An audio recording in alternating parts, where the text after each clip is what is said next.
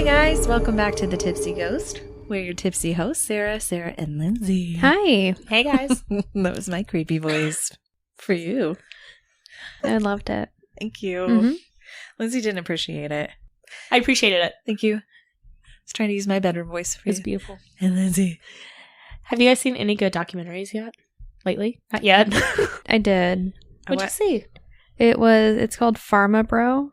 Have you watched it? Sounds like pharmacology. Is it about meds? It's about, Martin Shkreli. Oh, yeah. He's I don't know who that the is. guy, he's known for taking ownership of this drug that I think treats AIDS. Yeah. And HIV/AIDS, right? marked it. It used to be, I'm going to throw numbers out. It used to be like $13.50 a pill, and he marked it up to $750 a pill. Yeah. To where only Magic Johnson can afford it, yes. Essentially, yeah. So it's all about him because Yeah. he goes above and beyond. Like, that's a really shitty thing to do, but he's also he's quite the character. Interesting. Yes, I heard about that one. I watched The Tinder Swindler. That's what I watched! Yeah, you could explain it. I almost watched it at the gym It was today. very good. It was very good. I liked it a lot. And I knew nothing of it. And it's Darn it. recent. I should have started with that. Yeah. So you haven't seen it yet? No. Okay. It's on Netflix. Yes. I highly recommend. It's about this guy who basically uses Tinder to match with women and then like basically frauds them. Like it's this huge like fraud and scam that he does and gets like hundreds of thousands of dollars from them. It's a Ponzi Yes. scheme. Ponzi scheme? Is it kind of like Dear John? It's like MLM, but for Tinder. Oh. Yeah, like he makes money off of them. Like he makes them believe that he's this son of a billionaire, the son of this diamond, Son of a billionaire. son of this diamond, like Minor or something. not a minor, but like this huge family that has billions and billions of dollars. And so they go out on dates with him. He flies them on private jets. So they think he does have a lot of money, but it's money he's gotten from another woman. He's using that money to get more money from another woman. It's just this huge. And he was like traveling. I mean, this is all happening in like Europe, and he's traveling all over to all these different countries. So they like couldn't find him for the longest time because he would just hop from country to country every few days. He would like tell them that he's being held hostage and he needs like tens of thousands of dollars at a time. So Yeah. anyhow, it is very interesting. And that's like all given to you pretty quickly into the documentary. So you find that out. But it's very interesting. It tells it from the perspective of some of the women. Wow. It's good. I recommend it. And it's a shorter, like a movie, like it's a like new an hour and a documentary, half, not maybe a 2 hours. series or whatever. So easy to watch. That was my documentary that I've seen lately. Sorry. No, you're I'm gonna good. burst your documentary I kind of bubble. watched it and I was like, I bet that they've seen this. When I'm home from work and my kids are at school, that's what I do. I just watch. I'll just watch like several movies in a row because I can. And then once they're home, like it's up moving around. I'm getting stuff done. But What are we talking about? what are we going to talk about, Lindsey? Smorgy, smorgy, smorg. Yeah. That's beautiful. Smorgasbord. Is that Oh, what that means? I saved my Word document as smorgy. smorgy boardy. I feel like it's been a You're- while since I've done a smorgy. Your personal FBI agent probably loves you. Listen, the things that I Google. Personal FBI I agent have a that personal FBI monitors. agent. That is a goal in my life now. I You feel are like- that important. I feel like we probably all have a personal FBI agent. I Yeah. feel like there's enough FBI agents for. That's what they want you to think. What if I'm your FBI I agent? was just going to say, what if I am? I'm really sorry. It's a long con. Your Google history is suspicious. Honestly, though, Been Mine flagged. is so.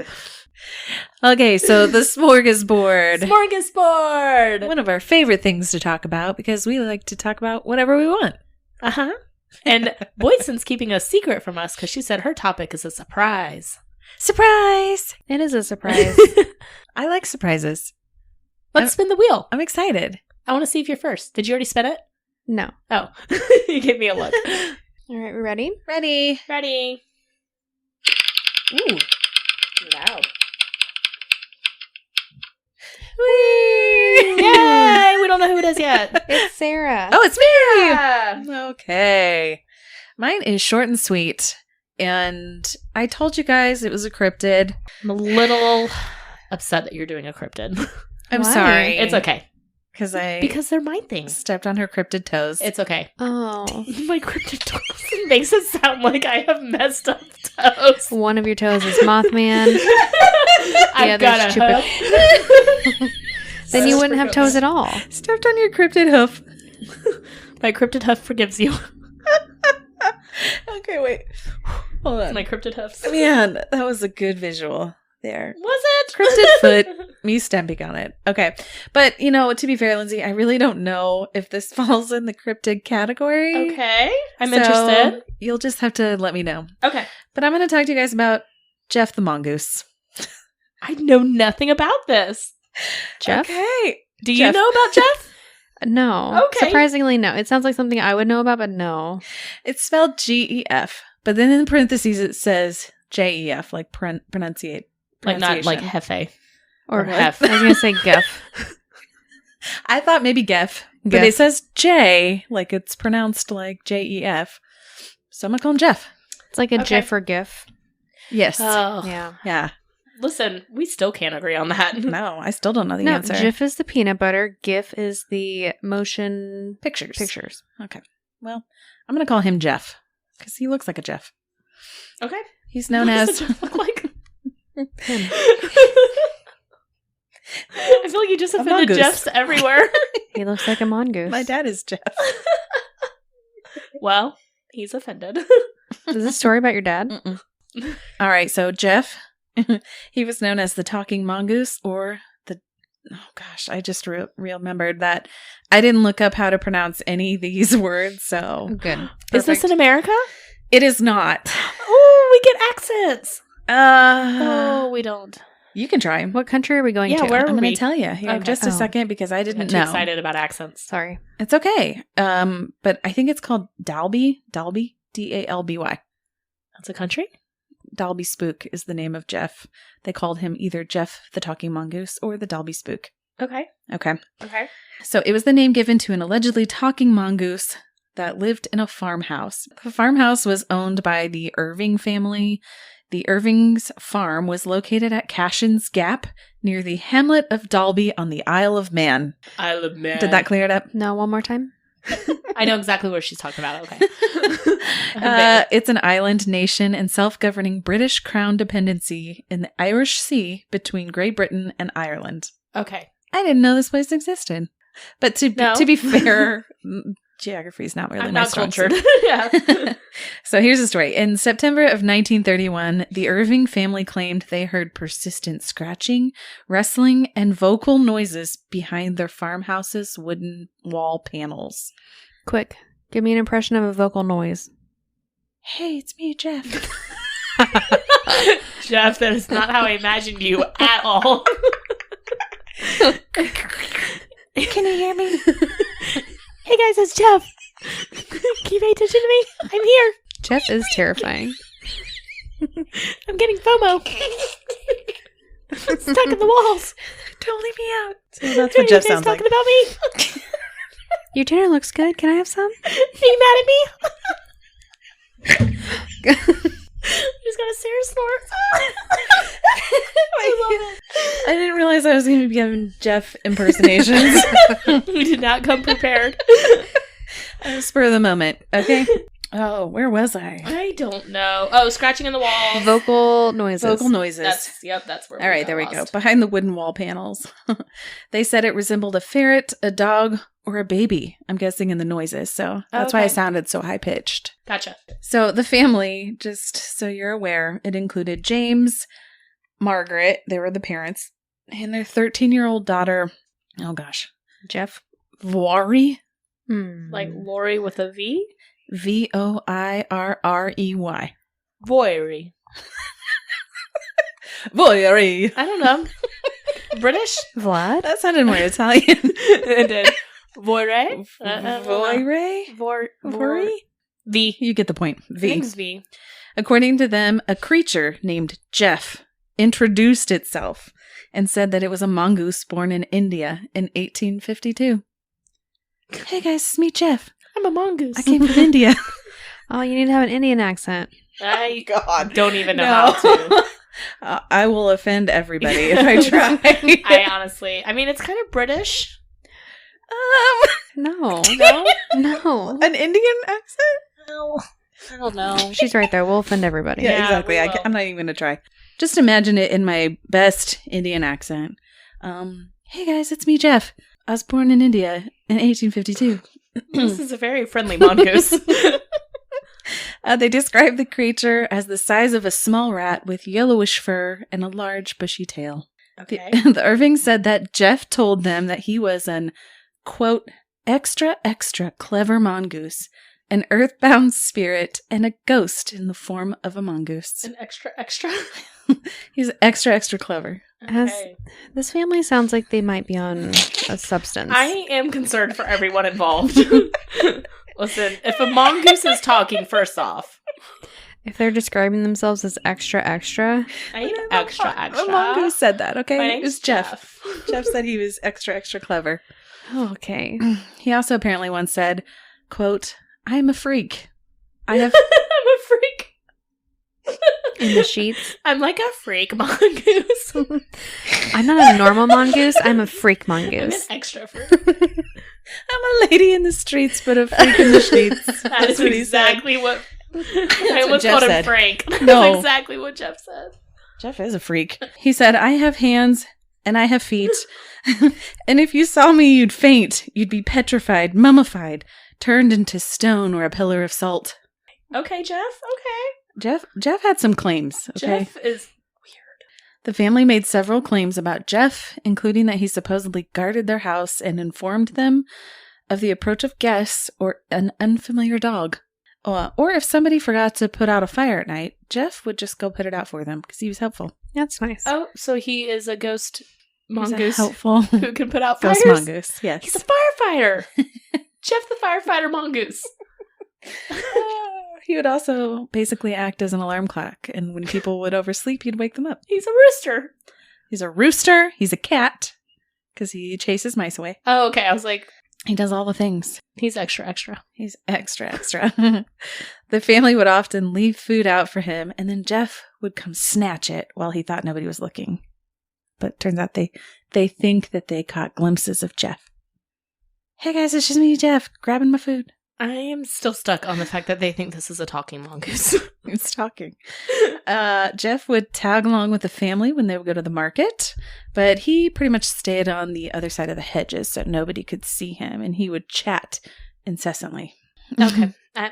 Okay. The tabloids, they started... Did you look at him? Are you looking at pictures of Gef? I looked up a picture of a mongoose. Oh, you don't know what a mongoose looks like? It's, yeah. Hey guys, it's me, They're Gef. kind of like a I can ferret. see it now. They're like ferrets. That's what I was picturing. bigger. in my I'm going head. to look at his face every They time you kill talk. cobras. You should just Google Gef the Mongoose and look at his pictures. I Oh, think they is there drew. a picture of Gef? Oh yeah, he's very popular, guys. Oh, he looks He looks like a nice. squirrel. He looks a lot smaller His than... eyelashes. He has got some mascara for days. He was pretty. He was extra. Okay. The tabloids heard about the story, and Gef became super popular. He's on Google. Lots of people tried to catch a glimpse of Gef. Some said to have even heard his voice and claimed that they saw him. In July 1935, a man named Richard Lambert, known as Rex, he was the editor of The Listener, which I'm assuming is maybe a paper. It didn't say. Yeah, I don't know. And he also went with his friend, a paranormal investigator, Harry Price. They went to the Isle of Man to investigate the case. Okay. This visit produced the book, The Haunting of Cashin's Gap. In the book, they discussed some of the evidence that had been presented by the Irving family, but they basically debunked the entire claim. So, unfortunately... A talking weasel, yes, I can see how that was debunked. It's a mongoose! Unfortunately, the physical evidence wasn't exactly stacking up in Gef's favor. Footprints, stains on the wall, and hair samples claimed to be evidence of Gef were identified as the family dog's. Yeah, that makes sense. Other psychic investigators, though, they believed that Gef was a poltergeist or a ghost. And people who lived on the island thought the whole thing had been made up by, oh gosh, here we go again, Voyri. Remind me again, did you tell me how old she is? She was 13. 13, okay. But Mom and Dad also went along with it. So, who knows? Margaret and Voyri, they left the house in 1945 after the death of James. They said that they had to sell the farm at a loss because it had this big reputation of being haunted. In 1946, the farm was bought by actor Leslie Graham. She claimed that the press had shot and killed Gef, but the body that they showed was black and white and much larger than Gef, so... Like a skunk? Probably a skunk. A black and white animal? Right. Okay. I don't know. On the Isle of Man. Okay. If that's where it is. Or maybe a big squirrel. But that's all I got for you about the story of Gef. Wait, where that's it? That's where it ends. So nobody knows what it was. Basically, when they left, the talking mongoose. when they left, Gef left. So maybe they were making it up. No. Okay. Are you believing in a talking mongoose? He sounds so nice. I mean, of all the cryptids, if we can classify him as a cryptid, I would classify him as a cryptid. But I think he's a very friendly. He's like a Disney character. It sounds exactly like a Disney character. Yeah. If an animal starts talking to me. Where are you at with Gef the Mongoose remake? Let's make a musical. We need a live action. Live action. Make a musical, live action. Gef gets a whole ballad to sing. I am on board. What would they say? What would the song be? It would be about his extra powers. And it would be very upbeat and catchy. We'd all be bebopping that's to not it. a ballad. That is, okay. It'd be like Let It Go. Let It Go is kind of like a ballad, but it's also like a Oh, okay. I get where you're power going with song. that. Yes. That was gritty. Let's call Lin-Manuel Miranda. Let's get him on the phone. I mean, I think there's something to it. I think if anyone's going to make this happen, it's going to be him. He's obviously very friendly. He puts out your fires. He wakes you up. It's a little weird that he talks to you. Boydston, where are you on with the Gef the Mongoose train? I think he's real, and I also just ordered us these stickers. Yes! What did they say? I can't read it. Extra, extra clever. No, it does not. Did you just Google Gef the Mongoose? Yes. That's amazing. I love it so much. I cannot believe that. They should That's be here in amazing 10 that days. Where is my Mothman or my Goatman or all Yeah, of but- my cryptids? Oh, somebody's feeling jealous. I kind of am. She does one cryptid and we get stickers about it. I've done how many cryptids for you people? Pan? Hello? Maybe it's just because mine has a famous quote. He's extra, extra clever. And he's a freak. If Whatever, you my would have feelings done are an hurt. No, my feelings are impersonation hurt. like she does, we would have stickers. Next time. My feelings are hurt. Oh. Listen, it's not my fault my cryptids don't speak. Well, you just got to make them. Like, make it up. I'm Goatman. Time for a Goatman sticker. She made eye contact with me when she did that. I actually thought you were burping. Do you think Goatman would have a high-pitched voice? No. Maybe. He's evil. Can you see him with his big body and these horns being like, hey guys, it's me, Goatman. Hey, welcome to my bridge. I hope you People enjoy are it. scared of me, but I don't know why. I'm really just a friendly Goatman. This is my friend Gef. This is my friend Gef the Mongoose. He traveled all the way from Isle of Man. Just to come to Texas. Playing with my bridge. It's probably dangerous, but I think it's time for shots. Oh, Don't man. try to butter me up. My feelings are hurt. Wow, I'm so sorry. We are drinking some Apple pie. apple pie moonshine from Gatlinburg, Tennessee. Oh, boy. Hold on. Let me It just... is 70 proof. All right. While you're drinking that, let's spin the wheel, see who goes next. It hurts. I'm trying to keep it from coming back up. We're going to chase that with some water. I don't even have water. I'm chasing it with wine. me. It's God bless it. I'm gonna go last But when you look. made me do 2 moonshot shines. Looks- Moonshot shines. Moonshot shines. It made sense in my head. I was like, what's wrong with that? I'm chasing my moonshine shots with wine. We got a surprise. Ooh, that's right. A surprise. We're going to go to Venezuela. Oh. Venezuela. No, that was too like inflection. What? It was like too much inflection in the wrong part. The surprise is this story is about a cave. Ooh, I love caves. Cave diving. Yay! I really Terrifying. We hate cave diving. do. I hate to love it. Love to hate it. You hate to love it. I got that wrong. I'm sorry. So at 8 p.m. on Saturday night in July of 1991, friends Gustavo Badillo Beautiful. Wow. and Beautiful. Eduardo Wallace. No. Oh. You could do better with Eduardo. Wallace, I get it. Eduardo. Oh, Eduardo Wais. Because 2 L's makes a Y. I think it's just Wallace. Wais does not sound like a... Wayas? I'm going to stick with it. Wayase? Okay. Okay, all right. The go ahead. two of them decided to go diving in a cave at the base of a mountain Smart deep idea. in a dense jungle in Venezuela.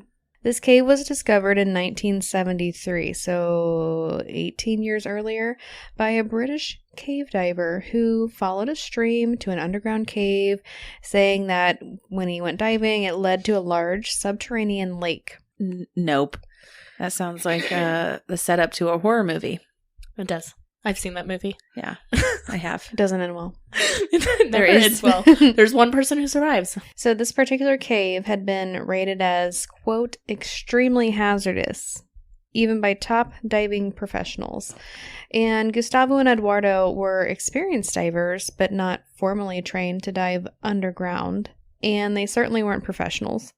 So Gustavo was a diving instructor, but his experience was limited to ocean diving, where there's natural light and the way out is to go straight up, not to go through tunnels and twists and turns and crawl on your belly. Yeah, I feel like that's totally different. I have never been, but I agree. I think it's Yeah, I've never been either. not the same. Obviously, I'm not an expert, but I feel like It's much more tunnels, darkness would be way worse. Definitely. So they each put on their limited gear, like one tank, a few lights, open. Oh, I don't like this. a rope attached to a floaty type of thing. And they jump into a cool 65-degree temperature water. Okay. They swim along a little clumsily and stir up silt from the bottom. Never good. It's not. So this in turn reduces the visibility of the water drastically, like to near zero, which confuses the men. What? Sarah, don't move. What? I hate this so much right now. I'm going to shut the door. I think there's a bat in my house. Shut the front door! Oh my god! Are you? Oh my god!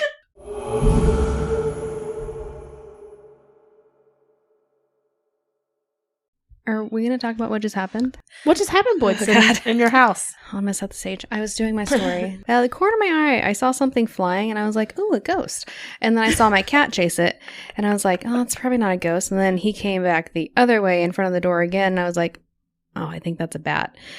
And my so God. I was a good friend. I said, I Sarah, know you did. Sarah, don't move. You did, and you didn't tell me, which is Yes. fine. And I she- understand why. You did great. You froze. I You did. not I did move. what you told me to do. I And said, I so- don't like this, but I will do what you tell me to do. Then I went out to investigate, and I said, I think there's a bat in the house. And Mike was upstairs, and he's like, yeah, there's a bat in the house. And so, long story short, I trapped a bat You're so brave. with a cup, which means I had to get within less You than were a foot my of it. hero.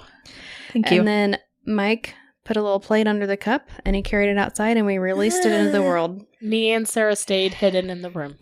The coolest part about this whole experience was that he... Have you ever watched Magic School Bus? Yes. And so you know about echolocation? Yeah. Yes. I think he was using echolocation because he just kept making this little chirping sound. Like a dolphin. Or he was rabid. He's a rabid bat. Well, I don't know. I'm going to call my doctor tomorrow and see if I need a rabies shot. But Okay, wait. She was freaked out because I said that bat was in here while we were How eating long dinner. has it been in the house? I don't know on it. We don't know how it got in here because this is never happened, and we don't have an attic that connects to the inside of the house. So maybe it just flew in when someone opened the door. Maybe. I don't know. I really don't know. Oh, God, I'm traumatized, but it's fine. And we're going to have to find a new location to podcast from. Well, now I really have to move. It's going to be fine as long as we shut the door in here and I can see all the ceilings in here. I'll be fine. All the ceilings. There's one ceiling. I was so brave. You were so brave. I You're was very my proud hero. of you. I'm very... Thank you. You're my hero. I was out there until you were like, all right, we're going to capture it. I was like, nope. I'm not going to do that. Wow, that is very brave. I would have never. I hate bats so much. We all survived. We did. Take a nice cleansing breath. I'm very proud of you. We even got a picture of it, too. We'll have to post that. We did. No, there was no we in this I scenario. got a picture of the bat. It was Yes. all Boydston. I stayed in the room like a giant scaredy cat because it is my biggest fear. I hate bats. I hate them. I don't so blame you. much. They're creepy. That thing looked big in your picture, too. I was zoomed in. Okay, well, back to my cave story. I'm destined to be a bat No in idea my where next we were. life. Long story short, Gustavo, Eduardo are going after this cave because a British diver said it was there and it led to a large lake. And they're not qualified, and they were stirring up silt. Yep. That was bad. Yeah. Okay. I'm back. I'm back. Perfect. Cold Bring water. it back. You're good. Cold water stirring up silt, so visibility is next to nothing, and they got confused. Just curious. Do you know why the cold water part is important? I don't. Honestly, it's because it's cold, and I didn't say this in my story, but they're wearing two different suits. Like one person has a wetsuit and one person has a dry suit. And I tried to Google it, but depending on which member of the diving community you ask, one is better than the other for cold diving. Well, and I was thinking when you're cold, like you burn more calories and you use up more oxygen Yes. because you're shivering. I know nothing. So pretty soon, they could see so little that they needed to swim along the cave wall to help guide them, which if I would be in that situation, I would have just said, I think it's time to go. Yeah. But they went, Can't see. They went further. They eventually became separated, and now both of these guys are feeling just completely alone. It's dark because it's an underground cave. And they've got all the silt. So I think one analogy that I read was it was like swimming in chocolate pudding, the visibility of chocolate pudding. That's like nothing. That's nothing. Yeah. It's terrible. So they swim around, trying to find each other, blindly feeling around in the dark water, trying to stay calm. No. Which I would not stay calm. Anxiety attack right there. Gustavo and Eduardo individually came upon different air pockets within the cave system. They would take their mouthpieces out and yell for each other. Luckily, they came to these little air pockets at the same time, so they could hear the other yelling. And they agreed that they needed to get out of the cave. And even though it's best to swim with a partner, they knew it would be a bigger struggle to try and find each other to swim out together. So they agreed to exit separately and meet up at the entrance. Oh, yeah. Mm-mm. On edge, Eduardo probably took a deep breath in the air pocket, put his mouthpiece back in, and blindly felt his way out, swimming into walls and dead ends until he eventually made it to the cave entrance. Wow. He waited for Gustavo and started to get nervous when he didn't see or hear anything for what felt like hours. And Gustavo had tried to get out, but he got confused and ended up swimming the wrong way, swimming even deeper into the cave, finding another air pocket where he stayed. So Eduardo went back in several times after Gustavo, trying to find his friend, but he quickly ran out of oxygen because they each just brought one tank. Right. So he went and ran into the jungle in the middle of the night, like early morning hours, to try and find some help. So later on, esteemed diving instructor Steve Gerard was sipping his coffee and reading the paper in Florida when he got a call from a distraught lady named Vivian Endriago. Okay. She was a friend of Gustavo and told Steve that Gustavo was lost in an underwater cave and had been for 12 hours now. And she pleaded with him to help find her friend. And it was easy to lose hope after 12 hours, but Steve knew he at least had to try. So soon, Steve and two other divers were on the next plane to Venezuela. They had to travel by another plane, a smaller one, and then a helicopter, and then finally a jeep deep into the jungle to get to the cave. And I read a story that they had to go over several bridges, and one of the bridges was only like wide enough to just barely fit the jeep's wheels. So if they would have like gone one way or the other, they would have fallen hundreds of feet to their death. Well, and it's taken this long to travel to get to him. Right. So they finally arrived 36 hours later, fully expecting this to have turned into a recovery dive instead of a rescue dive. The guys tied a guideline to a surface rock and got into the cool water. They were only able to see about 6 inches in front of them as they searched for the missing diver. They came to an air pocket and bumped into an orange float. That was the float that was attached to a rope. It was Gustavo's, but it wasn't attached to Gustavo. And they were confused at the time, like, why would anybody bring this into a cave dive? And also, why would you let it go? Mm-hmm. So unsure of how he lost it, they continued to search. And they finally found him in another air pocket deep in the cave after what seemed like hours of swimming. Gustavo looked at the men, stumbling towards them in shock and hugging his saviors. Aww. He was alive. I know. He said when he saw all the divers' lights illuminating the small air pocket, he thought that they were angels coming to take him to heaven. Can you imagine? He's been in there 36 hours. Yeah. Like, you're just convinced it's over. Yeah.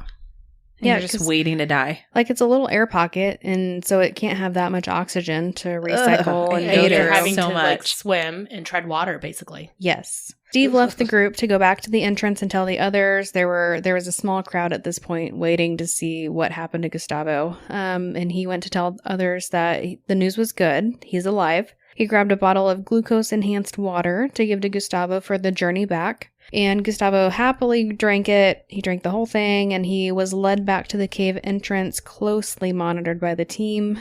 Didn't let him slip out again. Yeah. So I should hope not. Right. After more than a day and a half in the darkness, waiting to die, Gustavo made it out of the cave and into the arms of his family and friends.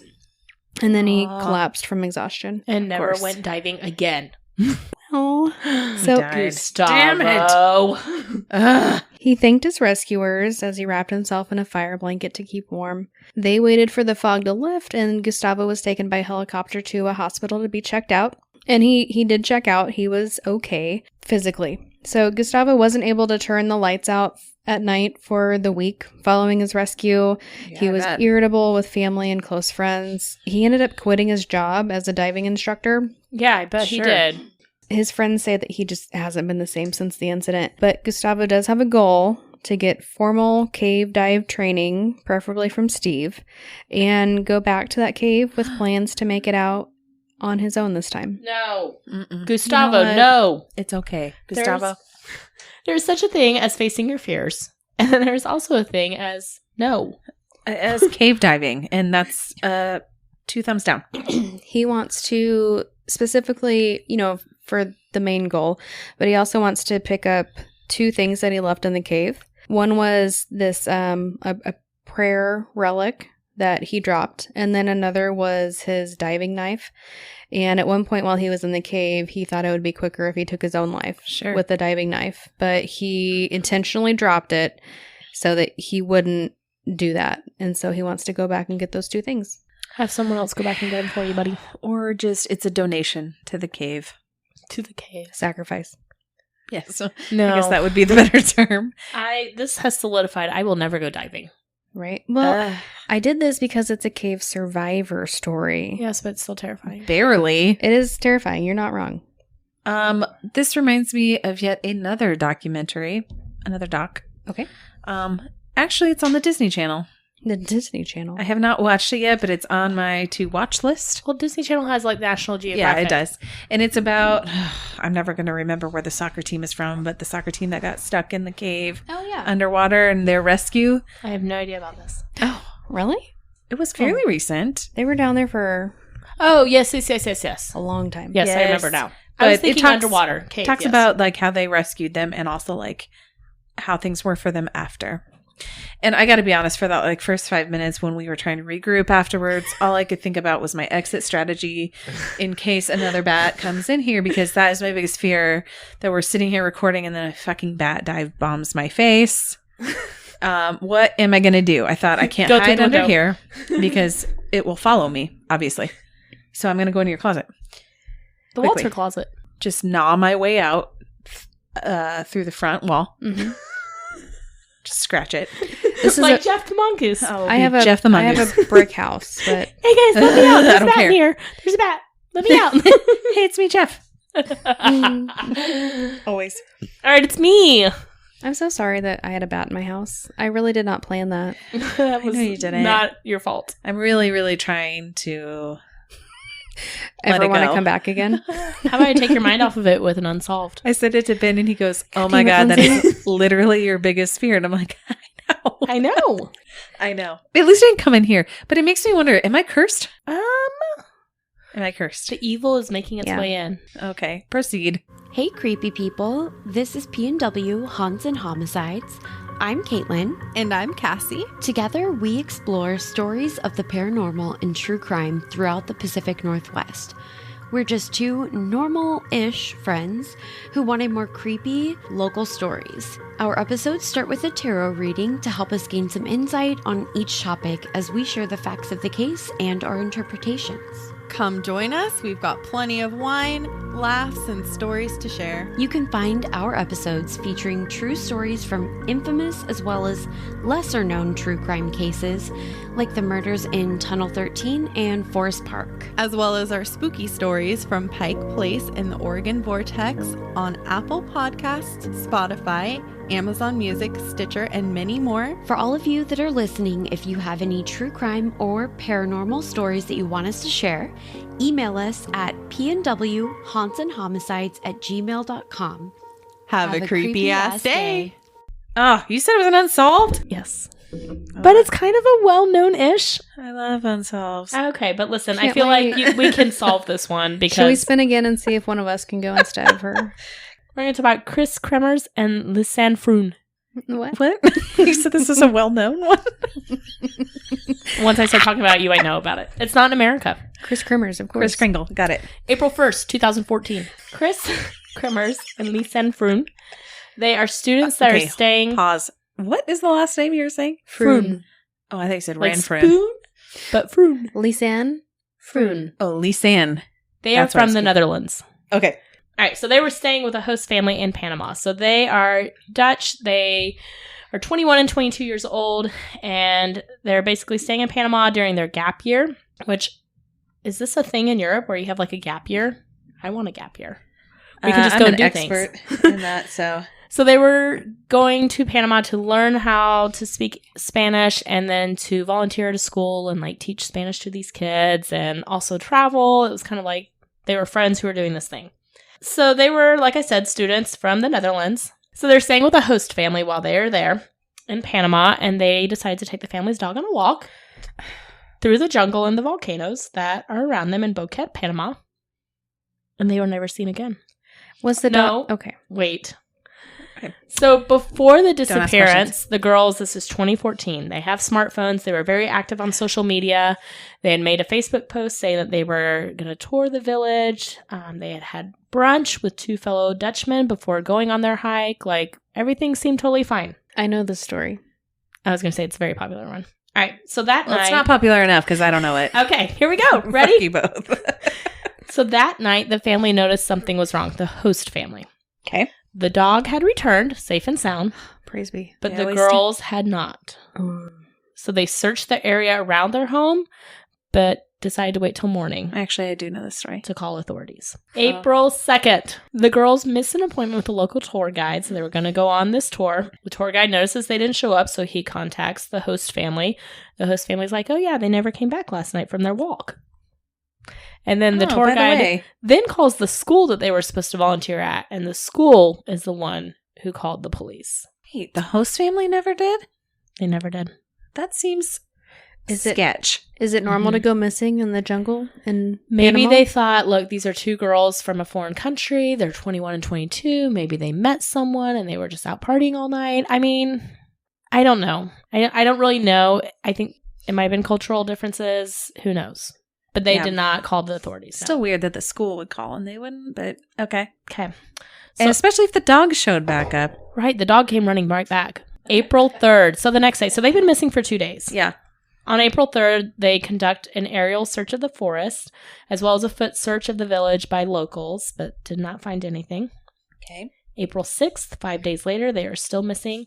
So at this point, the families have flown to Panama. They brought detectives and police from the Netherlands because they were not satisfied with what the Panama authorities were doing. So they searched the forest for 10 days with police and dog units and found nothing. Oh, yikes. So they did 10 weeks of exhaustive searches. And after 10 weeks, the police kind of started slowing down because really, the odds of finding someone still alive after 10 weeks in a forest of jungle is not likely. I imagine it's probably hard to find somebody anyways, like, Right. in the jungle, but Right. what do I know? But then a local woman turns in a blue backpack. She says that she found it along the banks of the river one morning. Inside was 2 pairs of sunglasses, $83 in cash, Froon's passport, a water bottle, and 2 bras. Both of their cell phones were inside and Froon's camera. Hmm. So Unusual thing about the backpack, this is the rainforest. It had been raining for a long time. This is weeks later. The backpack was completely dry. Everything inside of it was dry. And the woman who found it said she had been there yesterday and the backpack was not there yesterday. So police were like, oh, maybe it just washed up in the creek then overnight, but it was completely dry. Nay. Yeah. So we're gonna get creepy. All right, the phones. They remained in service for 10 days after the disappearance. And part of the reason why is because they would turn the phones off for hours and hours at a time trying to conserve the battery. So over 4 days, the first 4 days, 77 attempts to call the police were made. Aww. But because they were in the jungle, only one of those calls went through and it lasted 2 seconds before they lost service. So they tried calling both 112, which is in Netherlands, that's their emergency number, and they tried calling 911, which is Panama's emergency number like ours. And that's like probably the saddest part to me, that they tried 77 times to call 911 and could not get through. It's a really hopeless feeling. Yeah. Well, it also just makes me realize, like, you should probably know the number for emergency. Well, when and you go to a different country. I was listening to a podcast on this, and they did say, like, if we went into a foreign country and 911 was not their emergency call, if we called 911, it would automatically reroute to whatever the emergency number is. That's good to know. Smart. So they probably tried 112 because that's what's in their brains, and then probably realized, oh, in Panama it's 911. Let's call that one, because they were calling for knowing that. But yeah, damn it for this service. I know. And like I said, they only got through once and it lasted 2 seconds, so nothing. Aw. So the phones, they said, would be off for long periods of time, sometimes up to 14 hours, 20 hours at a time, and they would just turn it on for a couple hours and try a lot and then turn it back off, which is smart. The phones lasted 10 days. Yeah. And they said one of the girls' phones, I forget who, one of them, when she left to go into the jungle, was already at 50%. Wow. So using the call logs, the police kind of came up with this timeline. So the first 2 calls to emergency had been hours after the hike started. They left at around like 11 a.m., they said, and the first call started at 4 p.m. April 6th, 5 days after they're missing, there were several unsuccessful attempts to unlock Kremers' phone. So Froon's phone at this point had died. It was out of battery. Kremers' phone was tried to unlock with, they said, at least 7 times, an incorrect PIN number, and it never got the correct PIN again. This is suspicious because, I mean, this is 2014, still smartphones. You can call emergency services without unlocking a phone. So they're like, they weren't trying to like call emergency services because you don't need a PIN for that. Right. And also, like, if one of your phones has died, you would think that you guys would know, like, even if something happened to the other one, maybe you would have shared the PIN. Yeah. Okay. So it never received the correct PIN again. And on April 11th, both phones were dead and they never turned back on. So then the camera. The first few pictures on the camera were from the morning of, and they were on a trail near the Continental Divide, nothing suspicious. You can find these pictures all over the internet, like they're happy, they're taking selfies, and it's kind of sad knowing that that's like the last time they were seen. So the last picture was taken about 1 hour before the first emergency call was placed. One of the girls looks like very upset in the picture. Like she's not smiling, she's kind of staring at the camera, but she looks a little nervous, a little frightened. The next set of photos were taken in the dead of night between 1 to 4 a.m. on April 8th. So 7 days after they're gone. Okay. And there were 90 photos that were taken over the space of these 3 hours. So they're of the sky, they're of trees, like they're of nothing in particular. Some show their belongings that are spread out on rocks, like plastic bags, candy wrappers. There were socks that were like tied to a tree. There was a mirror. But the last one is of the back of Kremers' head with blood leaking out from her temple, like real close-up shot. So Yikes. A lot of people have looked these over, obviously, and they think they were using the flash as light because it's the middle of the night. I see. They think maybe they took the picture of her head because they're trying to see she was injured. How bad is it? Let me look at it. Yeah, that makes sense. A lot of them think they were taking pictures of the sky because they thought they heard a helicopter or a plane and they're trying to use the flash to get someone's attention. Okay. My thing is they did have aerial searches. They wouldn't be going at 1, 2, 3, 4 in the morning when it's dark. But did they have any concept of time, maybe? Maybe not, but they know it's dark. Yeah. I don't know. So I don't know what time the jungle gets dark, but here in Kansas City, it's before 1 a.m. it's 4:30 in the winter. So police investigated the area where the backpack was found. Obviously, they found Kremers' clothing neatly folded along the edge of the river. 2 months later, in the same area, they finally find a pelvic bone and a foot that was still inside the boot. The foot and the butt. Shortly after that, they found the bones of both women. Froon's bones looked as if they had decomposed naturally over the past few months because there's still like bits of flesh attached to them. Okay. Which I guess is a natural way to decompose. Kremers, though, her bones were stark white and looked almost as if someone had bleached them. Like maybe they'd been in the sun longer. That's a good point. I didn't think about that. So police, obviously, they were questioning everyone. They questioned the locals. They questioned the tour guides, the hikers who were all in the area. Nobody had any evidence. Nobody had any leads. Even once they found the bones, they could not determine a cause of death. And to this day, we have no cause of death. Most widely accepted theory, and this is kind of what the families believe as well, natural disaster. Just they ran out of water. Somebody fell. They got lost. Yeah. I mean, 3 days without water, isn't that what they say? I think it's 7. But 7? I could be wrong. Okay. Yeah. That's still not very long. Yeah. And they only had like 1 water bottle. Like they were not expecting to be gone long. So. Sure. Yeah. And it's the jungle. And a lot of things I was reading, people were saying like in jungles and forests, like if you step off the path, you can be lost for hours. I can only imagine. Yeah. That's why I won't go there. They didn't have a compass. They didn't have service. They had nothing. Yeah.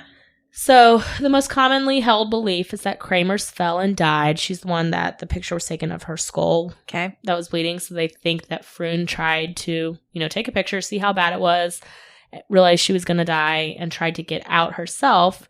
Her phone died first. So they think she then tried to get into Kremers' phone to contact police, which is the incorrect PIN numbers. They think that she was also using the camera to try to signal a helicopter or airplane.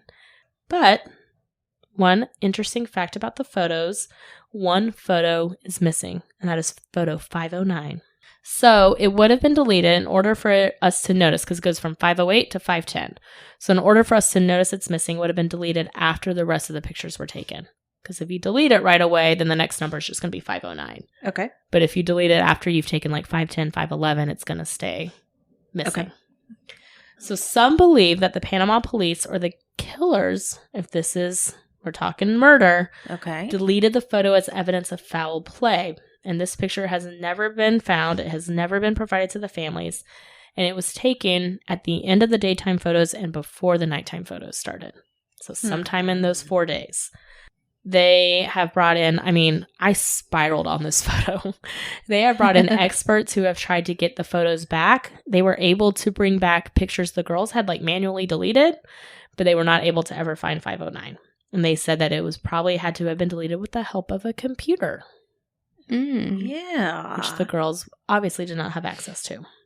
So there is a lot of speculation out there about what is 509.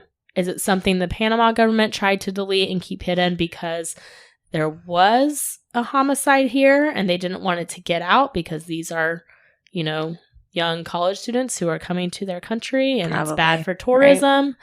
Yeah. Or was it the killer who deleted the photo and then put it back in the backpack and put the backpack on the riverbank, even though it had been raining for days and it was perfectly dry? There's a lot of sketchy things. There's a lot of sketchy things here. Other theories are kind of with the elements. They just got lost. There was altitude sickness, dehydration. It causes confusion.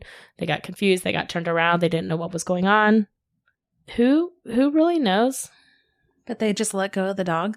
That's the dog found its way back, but they did not. And that's one thing I don't get. If the dog starts leaving, follow the dog. Right. But the dog found its way back on its own. Yeah. That night. So other things that people found weird with the tour guide.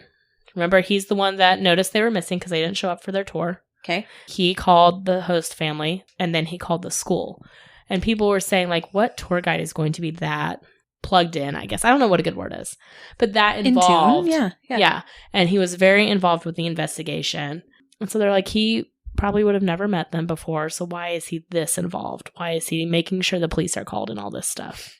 Yeah, but on the flip side, if he wasn't, they'd be like, why is he not involved? Why didn't he tell anybody? Or even, if he would have done something, he probably would have wanted people to not look in his direction. That's true.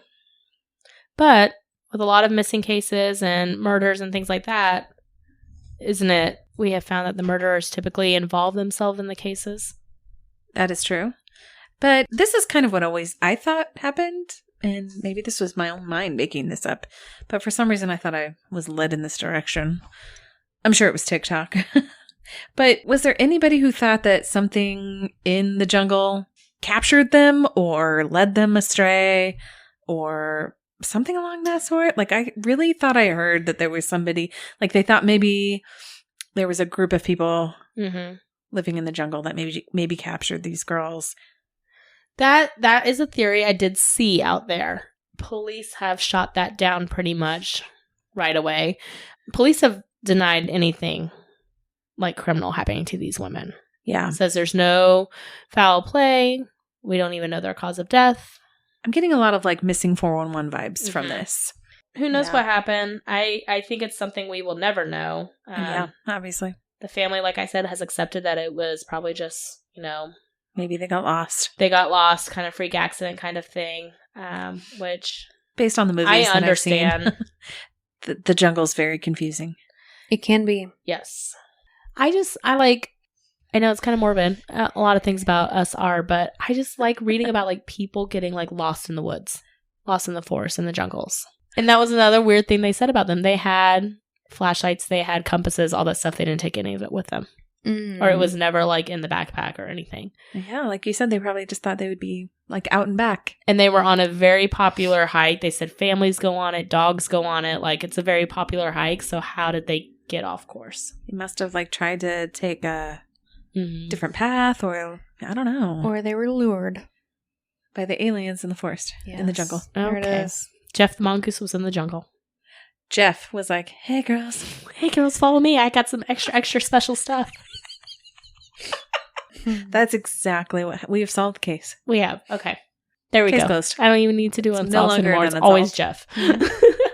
Gef or aliens. Gef or aliens. Maybe Aliens Jeff's are an here. alien. You know what? I think you're right. Yeah. What other talking mongooses have you known? That are extra. Only alien Just the one. mongooses. Just the one. I only know of Gef. Yeah. It's the only talking mongoose I know. All right, guys. That was our smorgasbord. This again. You can do it. I believe in you. Moonshine is the moonshine. You made it I'm through not your story reading. I flawlessly. could read. All right, guys. Thanks so much for tuning in for this week's episode, our smorgasbord.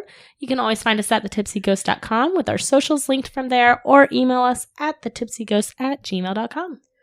Please give us a 5-star rating and a great review anywhere you listen to podcasts. We really appreciate it, and it really does help. Thanks so much. We will see you guys next week. Okay, bye. Bye.